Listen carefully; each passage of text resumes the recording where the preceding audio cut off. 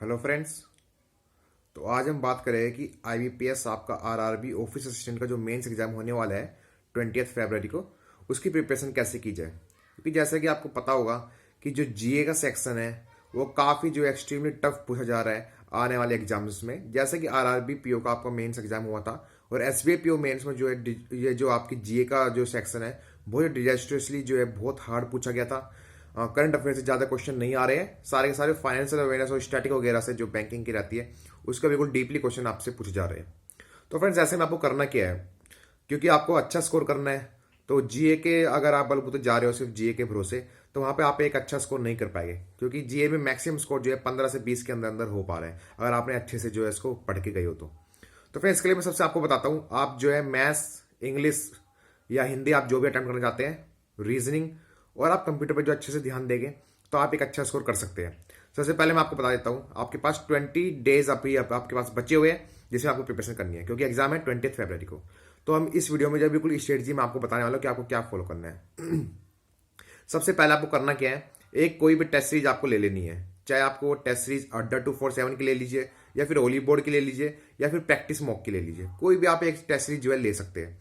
ठीक है, उसके बाद आपको करना क्या है, सबसे पहले हम बात करेंगे सेक्शन वाइज की, जो भी आपको मतलब है रीजनिंग, मैथ्स, आपकी कंप्यूटर होगी, जी होगी या हिंदी और इंग्लिश में जो भी आप कोई भी लेना चाहते हैं। और सबसे पहले फ्रेंड्स मैं एक बात क्लियर कर देता हूँ कि एग्जाम जो है जीए का मतलब एक्सट्रीम टफ आ रहा है, जो आप सोच के जाओगे वहां पे बिल्कुल भी ऐसा नहीं होने वाला है कि बिल्कुल आसान आसान डायरेक्टली क्वेश्चन पूछ देगा कि आपका कौन सा स्टेट से कौन सी न्यूज है, कमेटीज वगैरह कुछ नहीं पूछी जा रही है, इंडेक्स वगैरह भी पूछी जा रही है तो वो भी डायरेक्टली क्वेश्चन पूछे जा रहे हैं कि फर्स्ट पे या लास्ट पे कौन है, या फिर आपको पूछ सकते हैं इंडिया की जो रैंकिंग है उसके जो नीचे वाले प्लेस पे उस पे कौन है, जो कि एसबीआई पीओ मेंस में ऐसा पूछा गया था ग्लोबल हंगर इंडेक्स वाला इस टाइप से। तो फ्रेंड्स बिल्कुल अच्छे से आपको प्रिपरेशन करनी है। सबसे पहले हम बात करते हैं रीजनिंग की। रीजनिंग में आपको करना क्या है, जैसे आपने कोई टेस्ट सीरीज ली, ठीक है, जैसे अड्डा 247 के लिए उसमें आपको मिलता क्या है, उसमें आपको 10 तो मॉक टेस्ट मिलेंगे मेंस के और आपको जो है सेक्शन वाइज टेस्ट मिल जाएगा आपको 10-10। ठीक है, तो फ्रेंड्स आपको करना क्या है, अभी 20 डेज आपके पास है तो आपको हर ऑल्टरनेट डेज पे जो है मॉक टेस्ट लगाना है फुल लेंथ का। तो फुल लेंथ का आप मॉक टेस्ट हर ऑल्टरनेट डेज पे लगा लोगे तो फ्रेंड्स इससे आपका हुआ क्या, तो आपके 10 मॉक टेस्ट कंप्लीट हो जाएंगे और उसके बाद जो आपका सेक्शनल मॉक टेस्ट है, जिस दिन आप मॉक टेस्ट नहीं लगाओगे उस दिन आपको जो है सेक्शन लगाना है। तो फ्रेंड्स सबसे पहले आपको करना क्या है, जैसे आज है, आज आपको करना क्या है, आपको एक फुल मॉक टेस्ट देना है।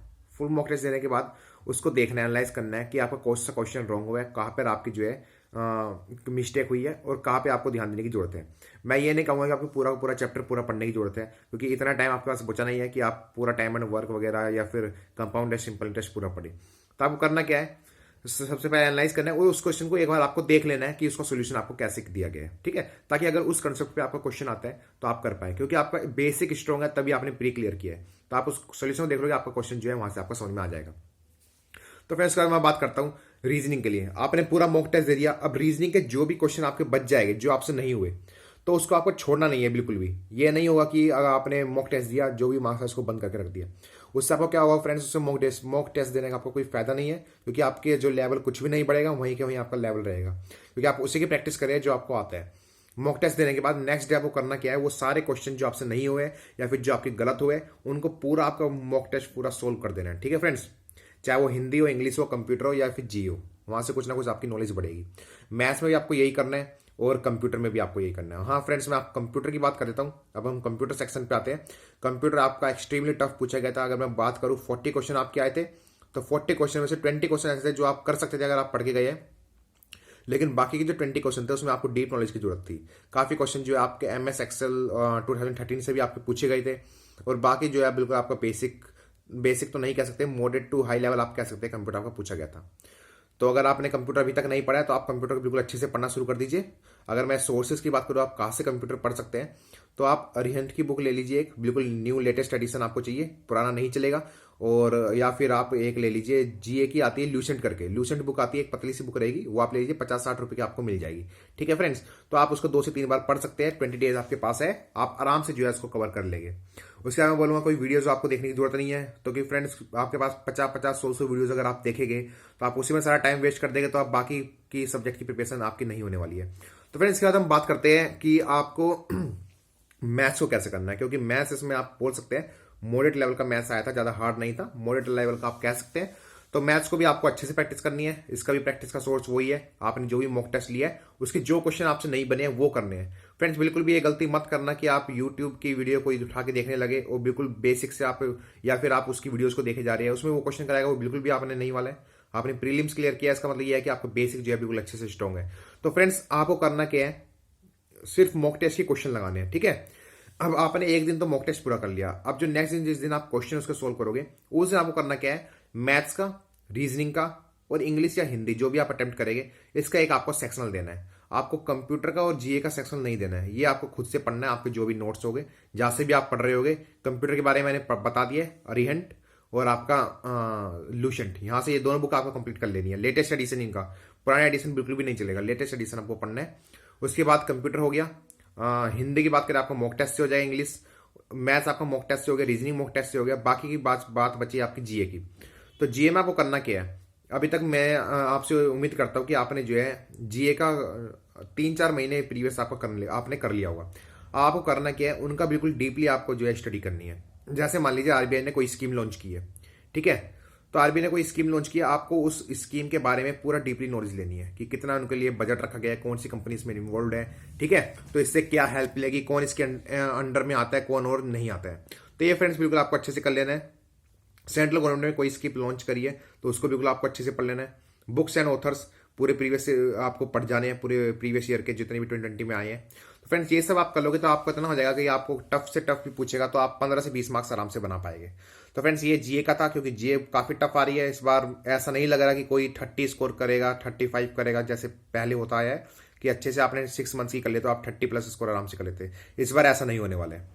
तो फ्रेंड्स इसके बाद अगर हम बात करते हैं, आपकी कंप्यूटर आपका हो गया, और मैथ्स की आपको ऐसी तैयारी करनी जैसे मैंने आपको बताया। और सबसे बड़ा जो कंफ्यूजन स्टूडेंट्स में आता है, हिंदी अटेम्प्ट करें या इंग्लिश अटेम्प्ट करें। तो फ्रेंड्स सबसे पहले मैं आपको बताना चाहूंगा, हिंदी जो है बिल्कुल एक्सट्रीमली टफ आ रही है। आप मेरा एनालिसिस दे सकते हैं जो मैंने कल दिया था। तो फ्रेंड्स हिंदी बहुत टफ है। अगर आपने हिंदी की अभी तक तैयारी नहीं की है, 5-4 महीने आपने नहीं हिंदी पढ़ी है, तो मैं आपको यही एडवाइस करूंगा कि आप हिंदी बिल्कुल भी टच ना करें, क्योंकि हिंदी काफी टफ आती है। बिल्कुल भी ऐसा नहीं होगा कि आप हिंदी पढ़ के आराम से कर लेंगे। काफी कम अटेम्प्ट हो रहे थे हिंदी में।